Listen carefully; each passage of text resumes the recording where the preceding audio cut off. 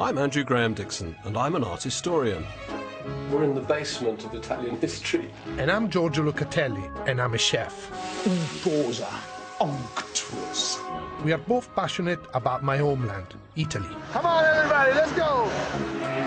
The rich flavor and classic dishes of this land are in my culinary DNA. Pasta would be like hanging. And this country's rich layers of art and history have captivated me since childhood. It actually brings out the naked body all the more. In this series, we'll be travelling all the way down the west coast of the country, from top to toe, stepping off the tourist track wherever we go. This is so Italian. I want to show off some of my country's most surprising food. It's hot. Often most born out of necessity, but leaving a legacy that's still shaping Italian modern cuisine around the world. And the art, too, is fantastic. Exotic, deeply rooted in history. Our journey begins in the northwest of the country, Liguria, a region squeezed between the Tyrrhenian Sea and the rugged mountains. And we'll be continuing our journey along the coast that attracted and inspired the English Romantics. Through unknown Tuscany to find some hidden gems in the tourist trap of Pisa.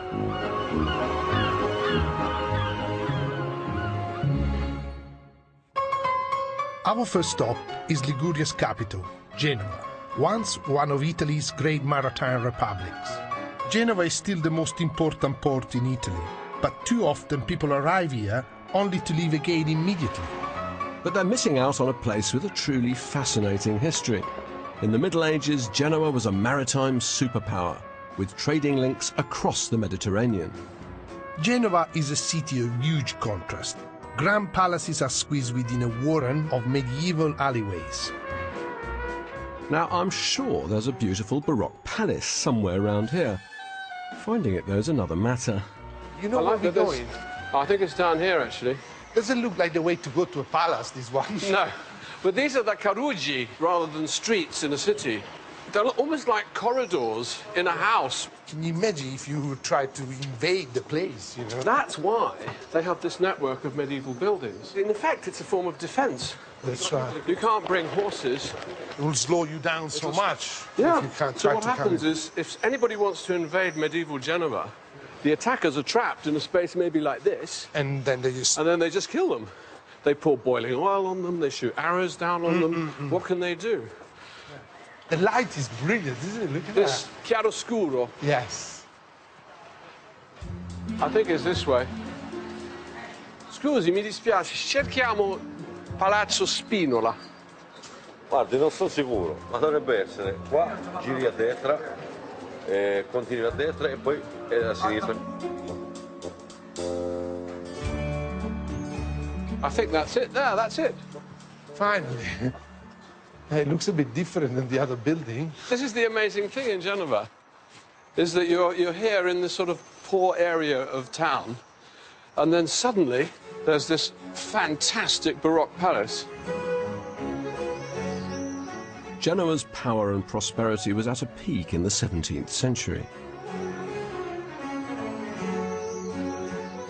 It's a symbol of this sudden new wealth. You know, when the Genoese bankers, they take over from the Medici, suddenly, 17th century, and they're the richest guys in all of Italy, basically.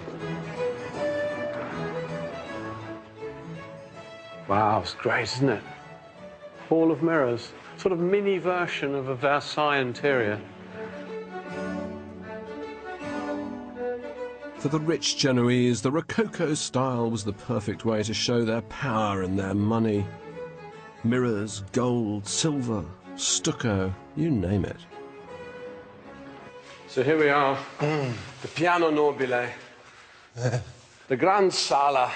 This is the centerpiece of the whole palace. It's kind of, well, it isn't X marks the spot, it's chandelier marks the spot. Right. And I think that chandelier, if you imagine it lit, it's telling us what they wanted us to see if we were visiting, which is this series of paintings, which is all entirely about celebration of the Genoese at sea. It's their way of saying to all the kings and the ambassadors and the diplomats who come to Genova, we Genoese, we rule the waves. No casualty, then they call it La Superba. Genova the Proud. The story of Genoa as a great maritime republic has rather been forgotten, but it was every bit as powerful as Venice, and in the 17th century. So a kind of capsule of one of Europe's great forgotten historical powers. Mi piace. You like it? Yes.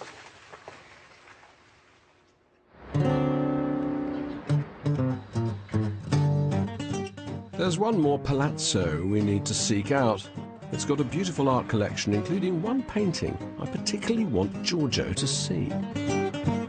But first, I want to give Andrew a real taste of Genoa, where the main ingredient is chickpeas. We are in a Sciamada, which is, you know, like one of the oldest farinata shop in town. Questo è Andrea, Umberto. We're going to make farinata. Okay, look, he's going to put some olive oil, which is, you know, obviously local olive oil.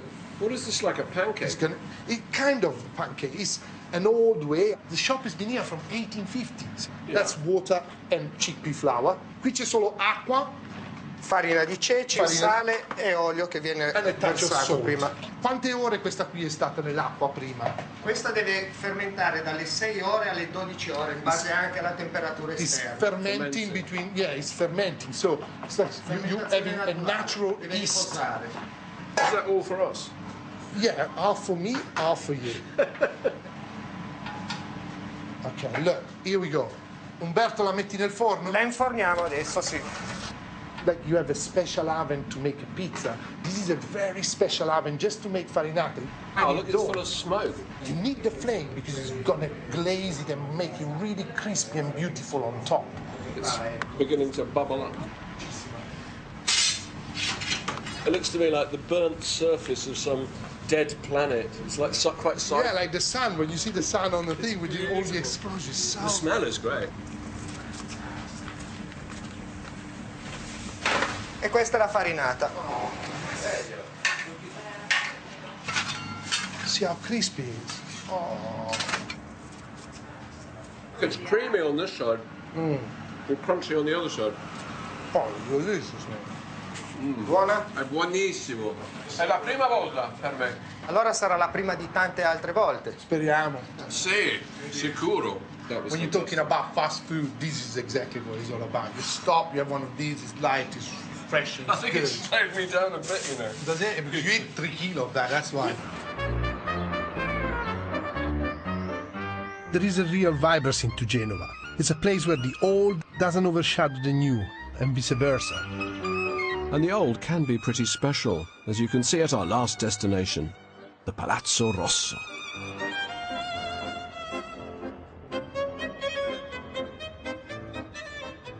Here we actually get to meet the Genovese. These are the people. These are the new merchants who think that they're kings. Look, and who's painting them? Anthony van Dyck. This is Anton Giulio Brignole Sale, a young member of the dynasty, and his wife. But look how he's had himself painted. Definitely look like somebody who just achieved something. And he's sitting on a horse, which is a huge, bold symbol, because in the past you would only ever depict the king on top of the horse. Right. And the horse symbolizes the people, symbolizes the nation that the king controls and rules. So this guy is saying to the world, well, I'm only a Genoese merchant, I'm sort of a king. And one of the things that's quite interesting is that they're actually quite muted. The colors are low, the expressions are quite reserved. They've got that sort of Genovese reserve. They're not going, ha-ha, look at me. That's right, yeah. Well, then it looks like 2 different paintings. Like, look at the bottom, it's not even really well finished, is it? Well, this is Van Dyck's sprezzatura, but you're right. It's like the famous sketchiness of his handling. He would paint really quickly, but he's painted this so quickly that you can actually see through the horse's leg. It's almost a sketch down here. Maybe because it was last year he was in Genova, he finished it quickly. This is to cash up before he left. Cash up. Ah, here we are at last. The painting I wanted to show Giorgio. The cook. This is brilliant. This is one of these paintings that shows the engine room of the palace. There's this new... Well, it just happens in the 1620s. They suddenly developed this taste for having paintings of ordinary people, such as their own cooks, their own servants. So we've had the upstairs, and this is the downstairs. I love the birds, they're so beautiful. Look at the turkey and Incredible. I love the way he's painted the fire. You know how you said that the Van Dyck was very sketchy at the bottom? Well, he really admired Van Dyck, Strozzi, who painted this picture. And he's painted that fire with some of that. But I think it might be a painting with a kind of secret double meaning. Because Strozzi had been a Capuchin monk, but he left the order and he got into trouble with the Franciscans, who said that he had made himself dirty with his paintbrush. There's something about this picture that maybe suggests what they disapproved of. To me, it looks just somebody's plucking a swan. There's a twinkle in her eye. I think the painting is meant to put you in the place of the aristocrat who's come down to the kitchen. You've got a bit of a flirtation going on with your kitchen maid. The way she meets your eyes, the way she has that half smile. The more you get back like that, it really like you. She's just really having a look at you. I think she fancies you. Come on.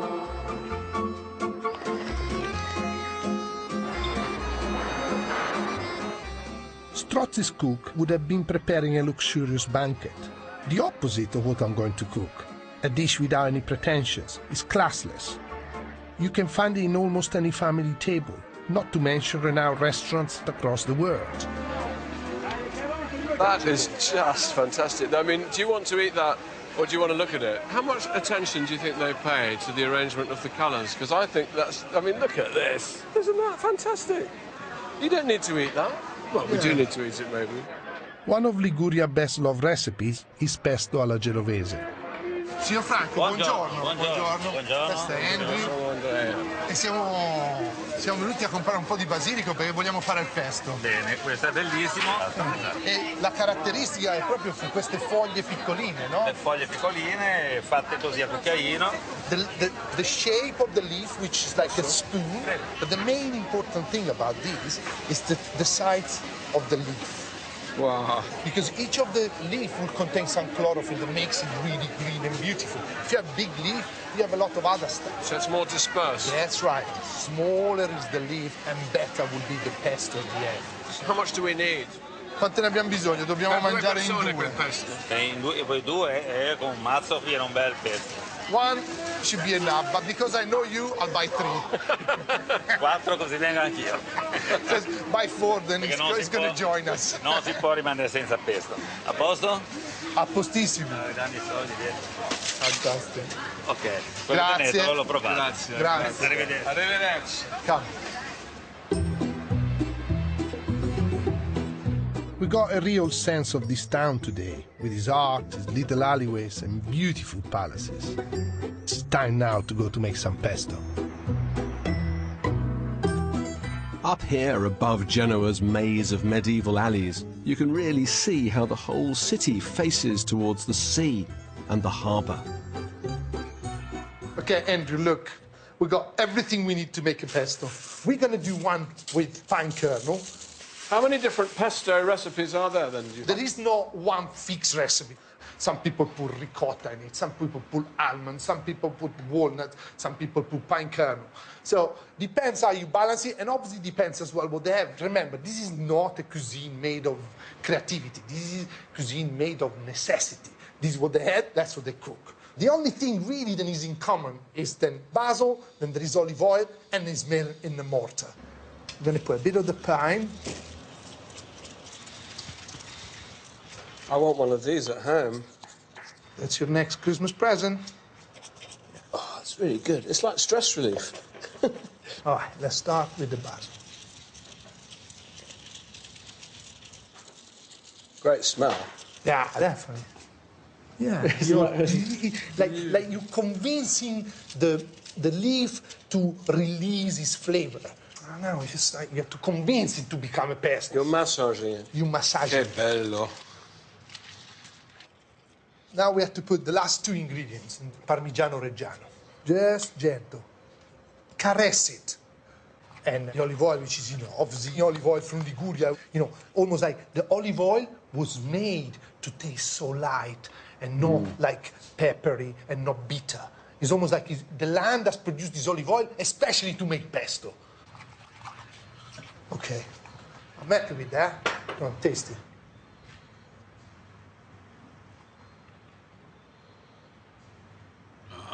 Season it?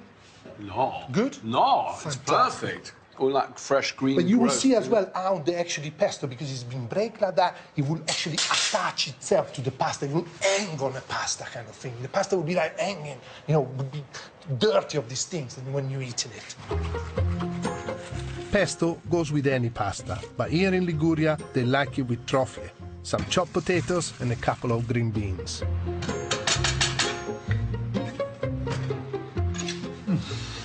We are ready.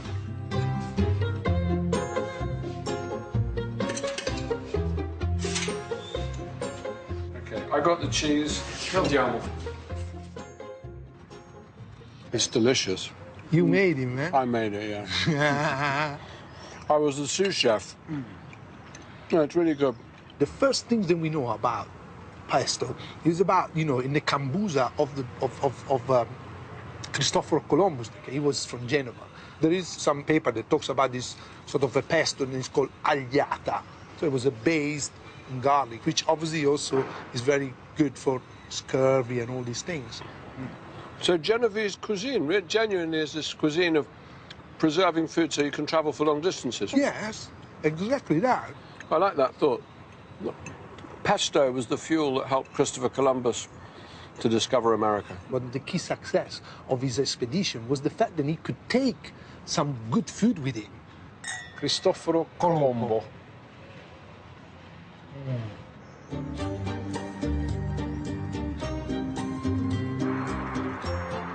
It's time to say farewell to old Genoa and its port. But what better way to do that than a drive that offers one last glimpse of the city from on high? This extraordinary elevated road that runs right through the middle of ancient Genova. I love it. It makes the city into a kind of drive-through experience. You cross palaces at the level of the Piano Nobile and you pass straight directly beside San Giorgio. 16th century frescoes of St. George. Killing the dragon. You see, there's a guy having a shower in there. And I think it also expresses the determination of the Genovese not to turn their city into a museum. That's right.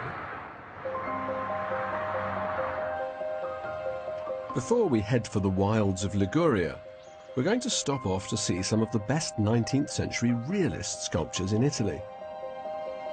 They're housed not in an art gallery, but a cemetery, Staglieno.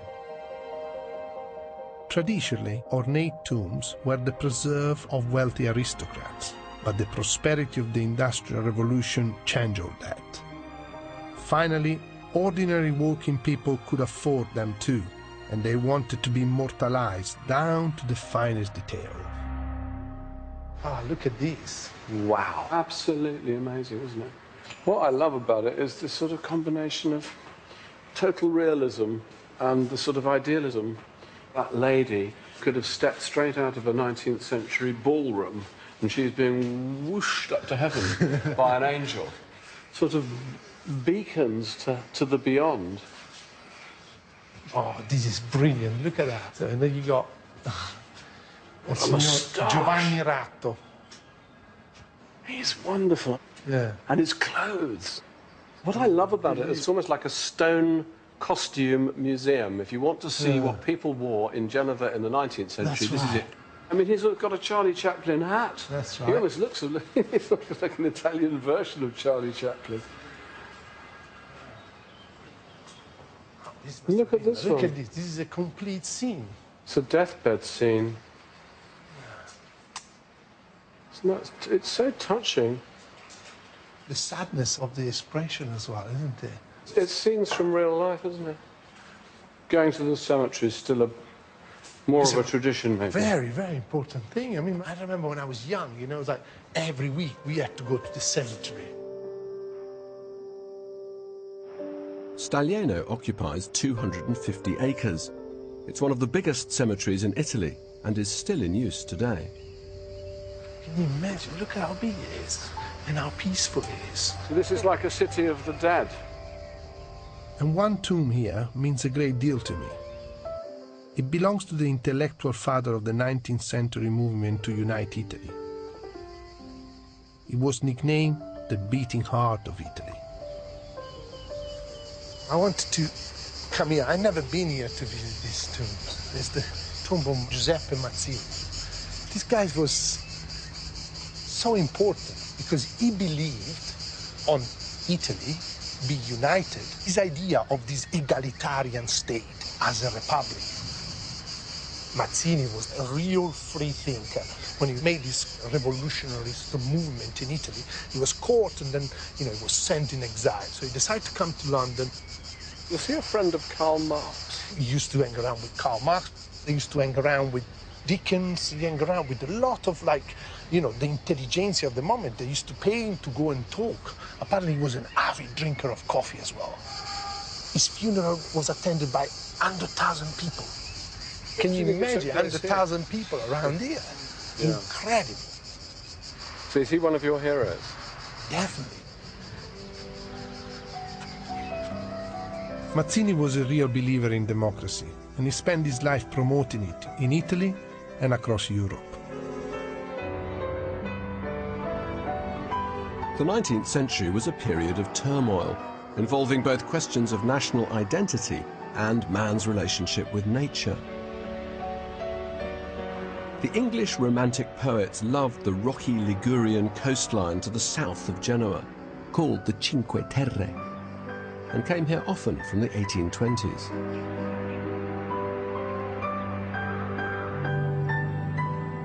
Around here, the best way to travel is by boat. This region is so inaccessible that it remains almost unchanged for centuries. I think what's interesting about this area is that it's not popular really among modern tourists. No, but you see, the thing is then, more you're going through now and less is reachable by land. But in the 19th century, Byron, Shelley, all the Romantic poets, they loved it here. Because they had this idea that nature should be wild, sublime, dangerous, stormy, turbulent, like the soul of the Romantic poetry. That's right. In fact, Shelley even died here. It was that dangerous, he actually died in a sea storm. Don't you feel like you're actually inside a Romantic painting? Yes. With the, the distance, the blue horizon. It's stunning. And then he opens up, and so look, the city just appears up there. Now you can start to see all the terraces. Life was hard here. If you can imagine, it's not like a paradise, as they say. Look at that, look at the way they work the land, meter by meter by meter. It's typical Ligurian things. All the vegetables and fruits and things that we eat. But what a job to gather your harvest. You're gathering your harvest almost like a rock climber. I'm fascinated by this unique relationship between the Ligurians and their land. I can understand why the Romantics were drawn to this place. Everything is uphill. Everything's got steps and stairs. This land doesn't have any secrets for the locals. In the Ligurian cuisine, herbs have grown wild, finds its way to the pot, as well as any delicacies bought in the shop. One of the nicest examples is a dish that I'm going to cook this evening. It's called Torta Pascalina. We have met up with Maria, who has lived in these mountains all her life and knows where to find the best herbs for our torta.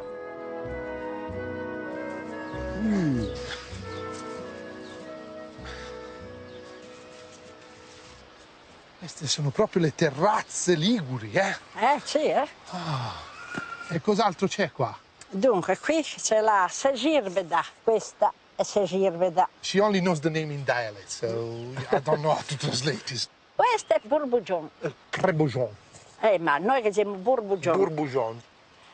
Oh, qui che bello. This is my kind of shopping, Giorgio. Yeah, for free, eh? I know that. Oh, grazie, Maria. Prego. buono. Stacca, dà un altro odore It's a diverso. little bit like a radish, I think. A little bit like a radish? Yes, it does, yeah. Con queste foglie si può fare anche le tagliatelle. You can make verde. tagliatelle, green tagliatelle. Verde. So they You use use that spinach. actually in the flour. See, they make a meal out of the roots. They make a meal out of the Poi ne leaves. prendiamo un altro. So is this very local, specialised knowledge of the local plants that, Of course. that they've... Maria, e a lei tutte queste cose qua, chi è che gliele ha insegnate? Da mia nonna quando ero piccola. Her Poi mia grandmother, mamma teacher, her mother, and this is really to show you. Quando era nata la tua nonna? La mia nonna era dell'800. 1800.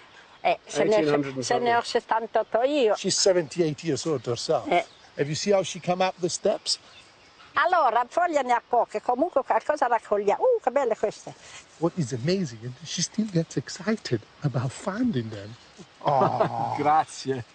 Il finocchio poi, qui non ci abbiamo messo. Aspetta. Sì, no, l'abbiamo messo.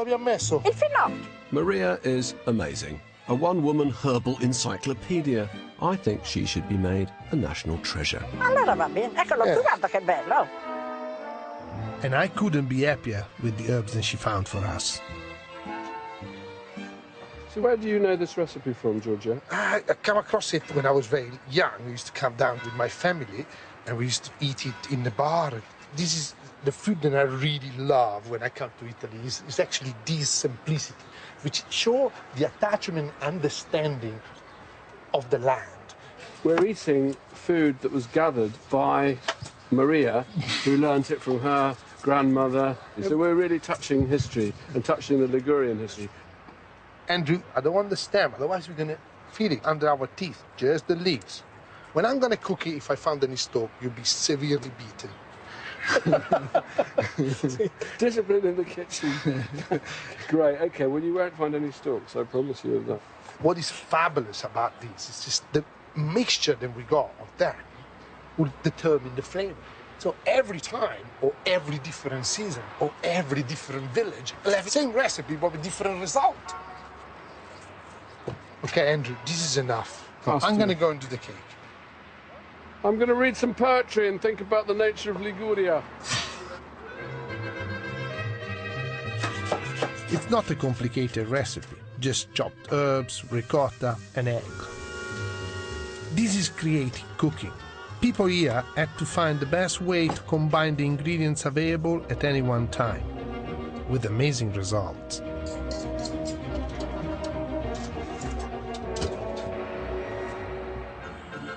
Hey, Giorgio! Andrew! Everyone on the other terraces has started to eat! Okay, I'll bring you something. I got something for you special.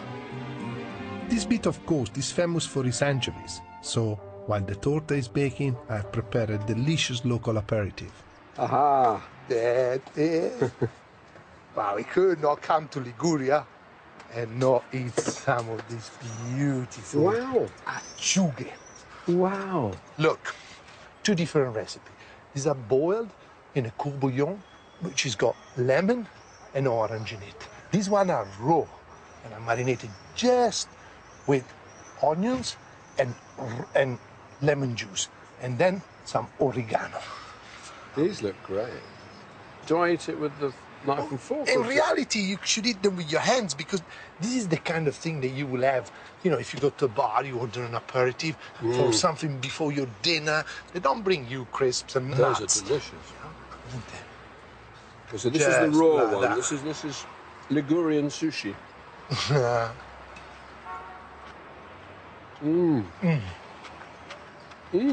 The raw one still tastes of the sea, isn't it? This is the taste of Liguria for real. That's beautiful. I'm gonna get the cake for you. Wow. And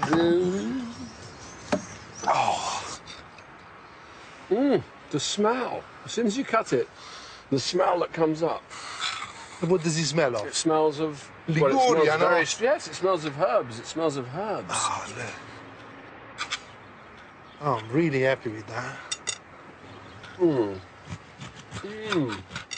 That is fantastic. It's like eating a chunk of the landscape. It even looks like a chunk of the landscape. It's got wonderful, fresh, and I like the way it's sort of portable. We can carry that around. We'll put it in the boot of the car. Can you imagine some guys who went out at sea I'll take a little piece of that to remind him of the land. And this is a portable piece of Liguria. That's exactly, I guess, that it reminds him of the land. It's lovely. Fantastic. Oh, I'm so glad that you like it. I'll tell you what, you've done all the work, so I'm going to read you a poem. This is written by Shelley as he was looking out across a scene just like this, here on the Ligurian coast. I sat and saw the vessels glide over the ocean bright and wide, like spirit-winged chariots sent some serenest element. And the wind that winged their flight from the land came fresh and light, and the scent of winged flowers and the coolness of the hours of dew and sweet warmth left by day were scattered o'er the twinkling bay. Isn't that beautiful? Fantastic.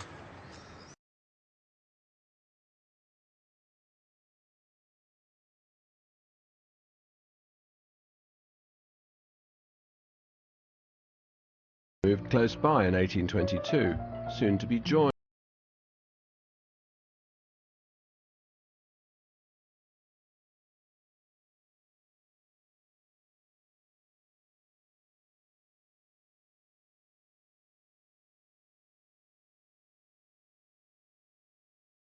Yeah. Wow, that's a big cave. La Grotta della Poesia.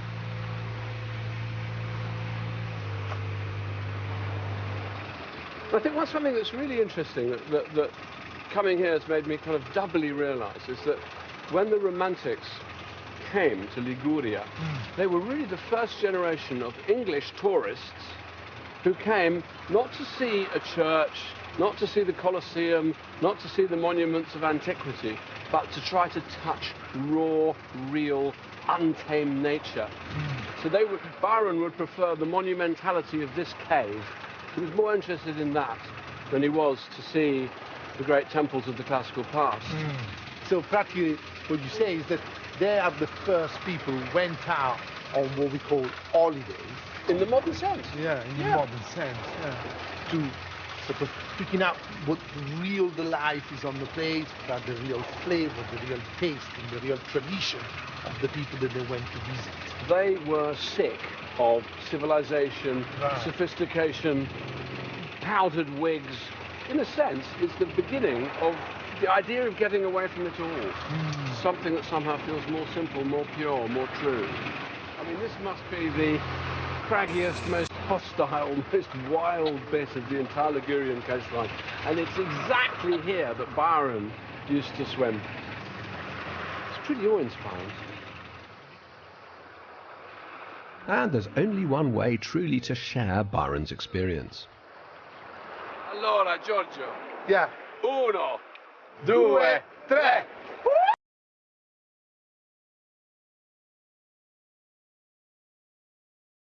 Delicious! We are immersed now in the same water that Byron was swimming. And what's his name?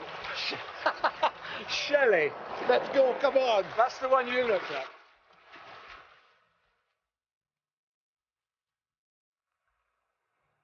By the time he came to Liguria, Byron was already famous for his swimming. In fact, he once told a friend that he was prouder of his long-distance swimming exploits than he was of his poetry.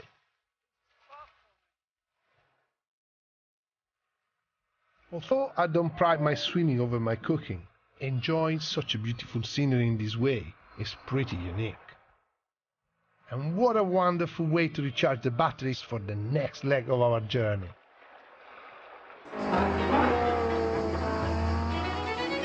We're halfway to Pisa, and just across the border into Tuscany are the quarries of Carrara, source of one of the materials which made the Renaissance possible. Beneath the dramatic landscape, all these hills are made of marble. For me, this is one of nature's grandest cathedrals. Ah, look at this. Fantastic. I've never been this close. This is the birthplace of the Italian Renaissance, because the Italian Renaissance begins with sculpture, and all the great sculpture was made with marble from Carrara. We're really going up and up. When Michelangelo was going to carve the tomb of Julius II, he spent 9 months up in these mountains. Doing what? Getting his own marble. I mean, nowadays artists don't even carve their marble.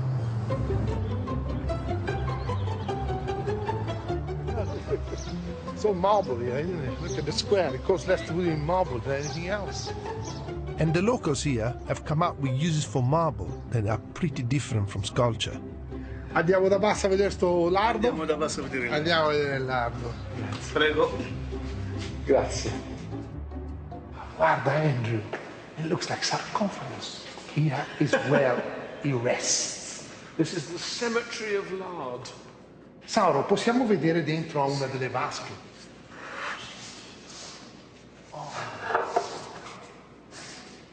Oh. Wow, so what's inside there? Lots of cups of lard. That's lots of cuts of lard mixed with the herbs, the salt. Quanto sta nel sale? Minimo 6 mesi. At least 6 months. This the smell is Posso? Prego. It's amazing. It smells very sweet. It's a little bit like prosciutto, but it's different. You can really smell the rosemary, can't you? the rosemary, the garlic, and the salt. And then his secret recipe of spice. Qui ci sono 15 specie di spezie. 15 types of spices. Posso? It smells very exotic. It smells to me like the bazaars of Morocco. I feel like I'm almost in Tangier, you know? Perché è importante questo marmo? Perché è il marmo che trasuda regge forte la salamoia. Non fa traspirare troppo. The marble on top of keeping the coolness and the right temperature, because you must think that this is a produce that comes before refrigeration. And then, you know, there is this sort of like transpiration that he has. It breathes, the marble breathes. Exactly. Io ho una questione molto importante per te. C'è un pezzo che possiamo mangiare.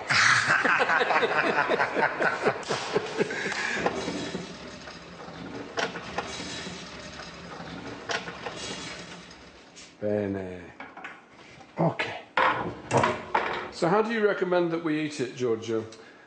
You know, this is the way they eat here. Okay, we'll just do some pieces of bread.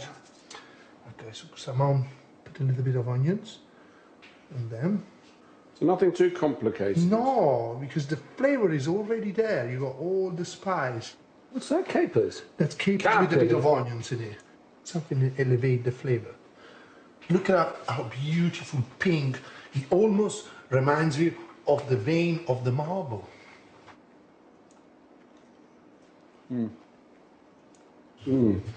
Bizarrely, it reminds me a little bit of eating gravid lax, or sometimes smoked salmon, with a bit of raw onion and some capers, except here it's smoked pig fat. You are now tasting like the territory, real. We have arrived now in Tuscany for real. Yeah, it's true, it's beautiful. That's what I like about this place. It's like everything is white. The walls are white. Even in here, everything's white. Outside it's white, and we're eating white. Now I want Giorgio to see one of my favourite sculptures made from Carrara's pure white marble. It's in the little town of Pistoia. Sandwiched between Pisa and Florence is an easy mistake to miss little Pistoia, between those two colossus of tourism.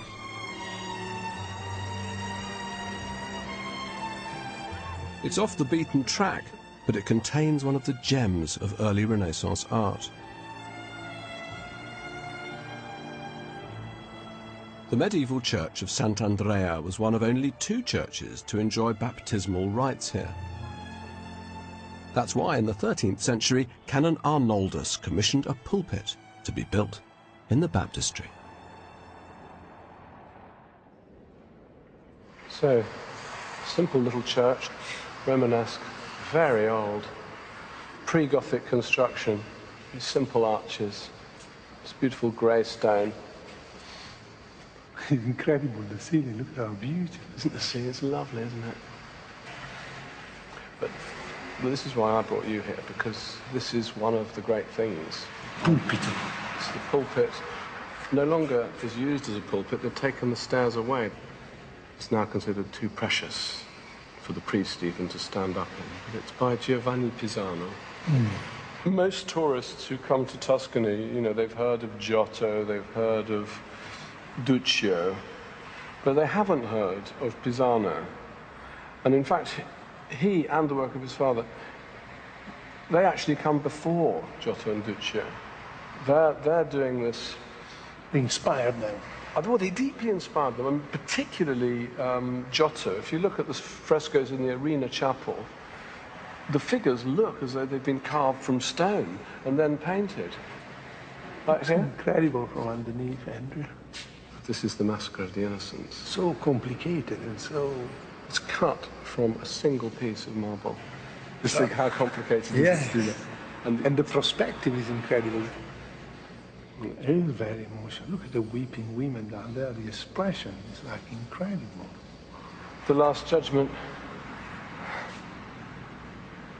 Look at the devil down there. He's eating the man. He's got his arms in his mouth. That's what happens to cooks when they go to hell. To bad cooks. To bad cooks. It's interesting, the choice of subjects. They make the maximum drama, the maximum suffering. I mean, it might be white marble, but you can still sense the blood. Yeah, drenched with it. This is practical art. I mean, this is a message, a strong message that the people down here ask to get. Not only tell a story, but it's here to make them cry. It's a machine for making you believe in God, this pulpit, really. That's what it is. The sculptors are the first artists, really, to tell the stories of Christ in this vivid way that will feed into the whole Renaissance. There's so many things that become part of Italian art. This is where they are invented, by this man, Giovanni Pisano, who really does deserve to be more famous. You could look at the pulpit 1,000 times and still find new things to see. Pistoia definitely took me by surprise. I think that if it was in any other region, it would have been invaded by tourists, like our next destination. So, Pisa, here we come. Another great maritime power. I think we're on an alternative version of the Grand Tour. You know, the aristocrats of the past, the English aristocracy used to go to Rome, Florence, Venice, but we're doing something different. The Tyrrhenian side of Italy has a power, much more powerful than it was in the other side. You know, in the other side, on the Adriatic side, you only had Venice. Here, you had Pisa and you had Genoa. So this area was much more open for business, you know. It's funny how it's fallen out of fashion. Pisa seems to me to have the reputation among tourists of a place you only go to for the day, or maybe even just for the morning. You go and see the Leaning Tower of Pisa, have a pizza, and leave. And I think that's unfair. I think Pisa's more than that.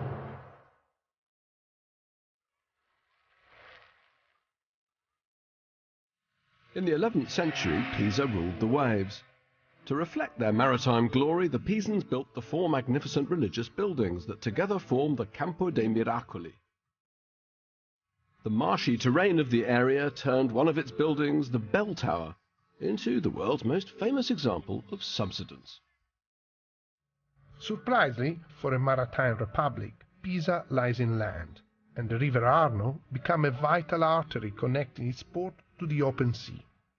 There is no longer a port here, and very little river traffic, but it's still a great place to get a sense of the old city.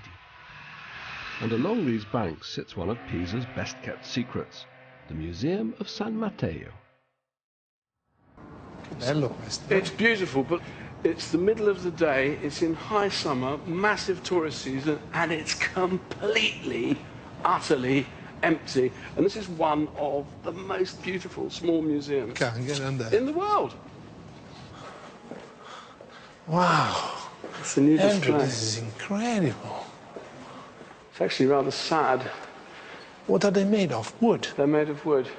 Wow. Yeah, in a way, they're the sort of dead bodies left by Napoleon, because when he came to Pisa in the early 19th century, he ransacked all the monasteries and the convents, and they saved what they could. And all these beautiful wooden statues, they generally show the Madonna receiving the Annunciation, the news that she's pregnant. They're so beautiful.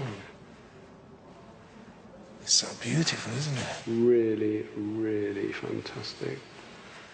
It's by Simone Martini, who's one of the great painters of Siena, along with Duccio. It's one of the most fantastic panels in all of 14th century Italian art. The jewel looks like it's shining.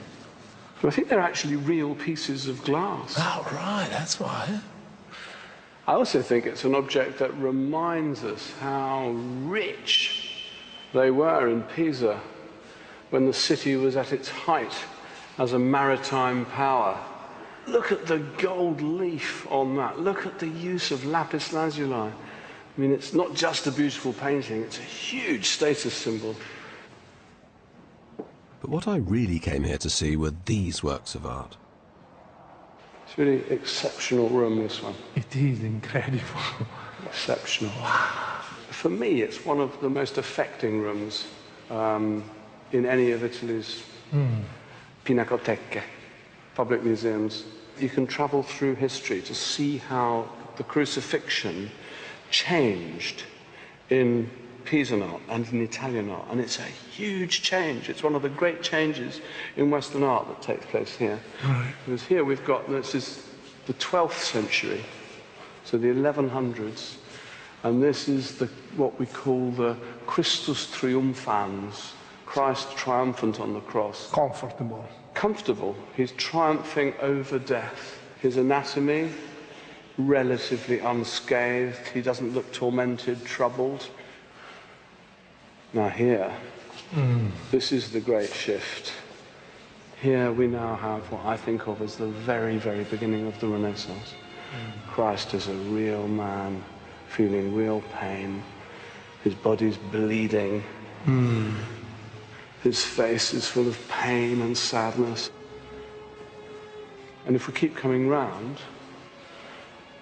this is by Giunta Pisano. The body is kind of like contorted in the pain and the blood is spilling down. So without a shadow, much more pain and... There's that sense almost of desperation.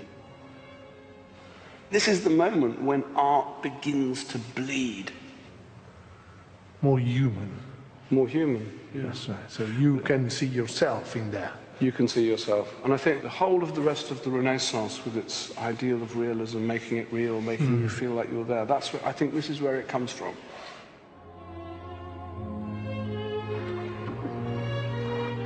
So for all the glory of the Leaning Tower, there's definitely more to Pisa.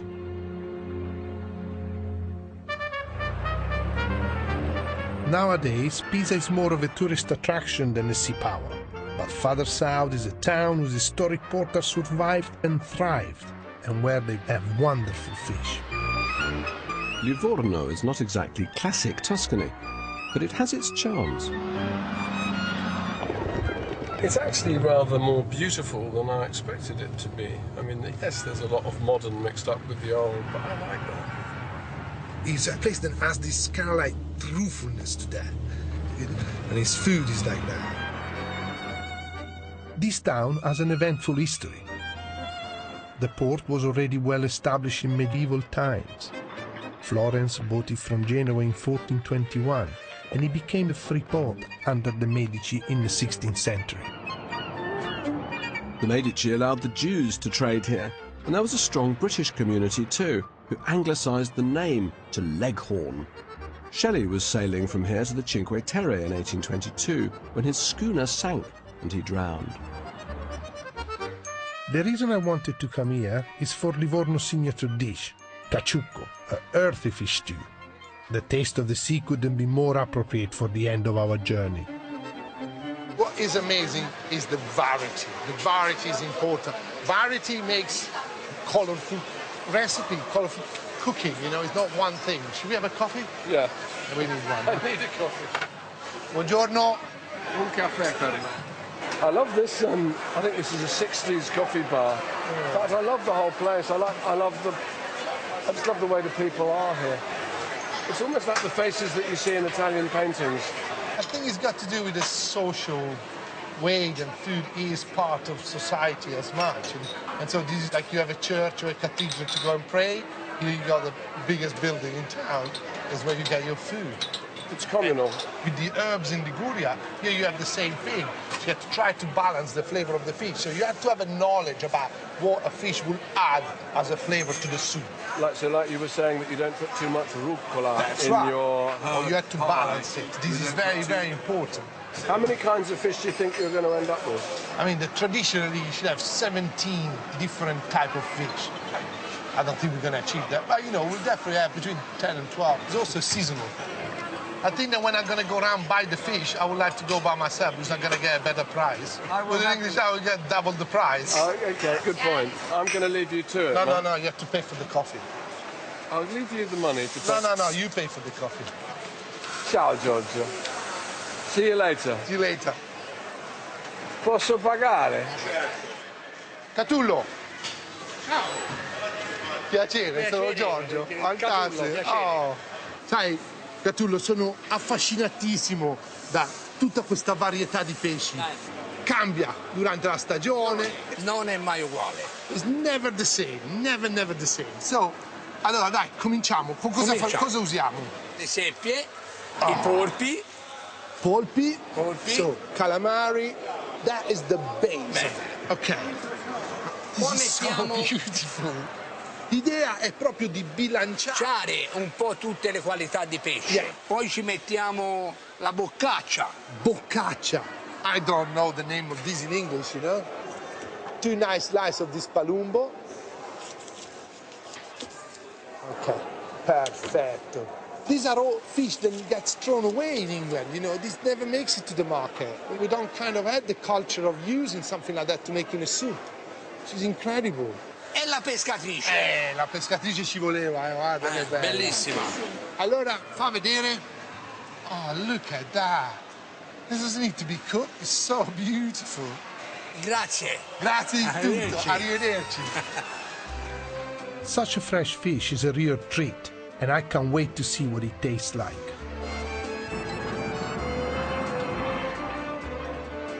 What better setting to cook our fish than the Ristorante Aragosta in the Old Port, where customers really know their catch. Here, Chef Michelangelo is renowned for his caciucco and has very kindly lent me his kitchen. Le lasciamo le branchie o le togliamo? Ma si possono anche lasciare. Anche lasciare. Sono saporiti. Extra virgin olive oil from Tuscany. E peperoncino.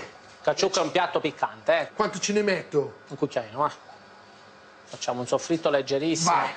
This is the octopus. This is the octopus, calamari and seppia. This is the only fish soup. Then goes with red wine. Oh, Okay. So that's why you justify as well the chili in it. The chili and the red wine will work together with you. Dimmi quanto basta. Basta, Tomato. Un altro po', vai. He wants it really red. What's the next stage, Giorgio? The next stage is to use some of the fish, the stock, and we just bring it up to boil. Then we'll have to really cook it at least 40 minutes. The octopus, calamari, everything would be so like it would be breaking in your mouth. Really well done. Okay, Andrew.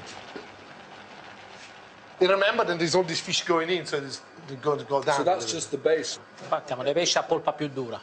Okay. So they go in whole? Yeah. And how long does all that cook for then? 5 minuti. 5 minutes. No more than 5 minutes. Yes. Solo 5. Okay, this is the most important bits. Got some garlic, we got some... So you rub toasted bread with garlic and put that as the base? I put that as the base.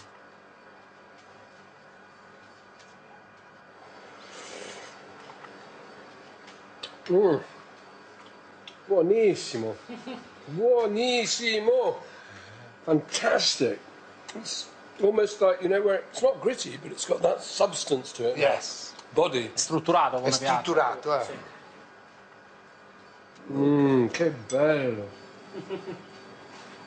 È definito un piatto povero, però poi alla fine mi sembra bello ricco di sapori.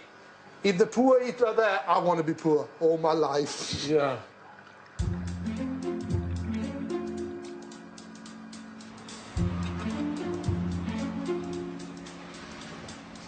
Eccoci qua, finalmente. Caciucco is always made in large quantities, so it only seems fair to enjoy it in the company of the restaurant staff.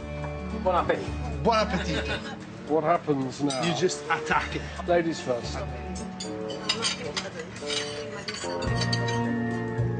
Yes. You can get a little bit of this sauce. Well done, Giorgio. Wow. Delicious. Delicious. People, food for the people. Well, you don't need anything else, do you?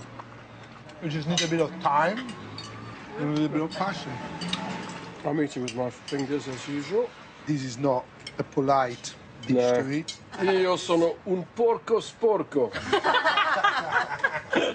Ognuno ha il suo pescino favorito, no? Sì, certo. Mi dispiace. It's really nice the way that the fish, each one keeps its separate flavour. This is so special about it. Alla salute, Michelangelo, e a Livorno e al Caciucco. Fantastico. What an amazing dish. I love the fact that it's all seasonal.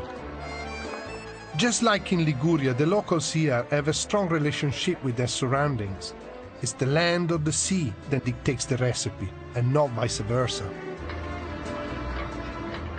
Andrew, look at that. This is the Tyrrhenian Sea.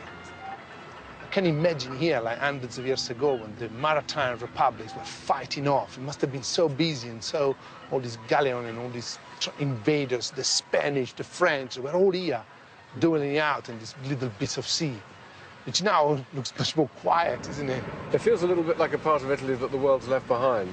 I feel like we've been going much against the flow, travelling this way, coming to Livorno. I mean, there's not a single tourist in Livorno that I could see. Just fishermen, chefs. I like that. I love that. I love the men and women of the market. Yeah, I like it. Really like a real town, you know. You really get the flavour of it. I also really liked the Ligurian coast, the wildness of it, the lack of development, you know, that sense that you could really feel that you were in the landscape that hasn't changed for more than 1,000 years. And I love Maria. I love Maria picking the herbs with the energy of a sort of 6-year-old. Maria was incredible. And what about the art that we've seen? Definitely was the pulpit in Pistoia. That was unbelievably beautiful. Yeah, I'm struck by the very strong connection between the territory and the art traditions of the territory. Since you've got Carrara, with that great quarry just up there in the hills. Expertise in carving seems to have been just sort of built in here. It's incredible. And there's wooden crosses. There's something very immediate about the art here. It's almost, to me, the wooden crosses are like the caciucco.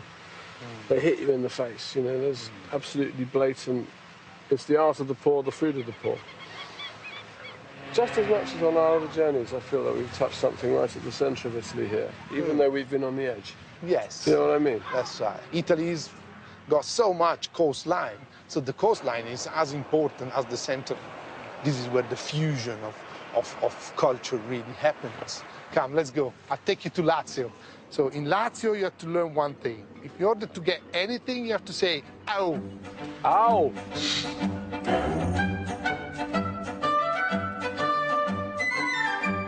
And you can see that next stop on their tour at the same time next Friday. Next tonight on BBC Two, it's all in the worst possible taste as Sue Perkins and Reginald D. Hunter talk kitsch with Stephen Fry and QI.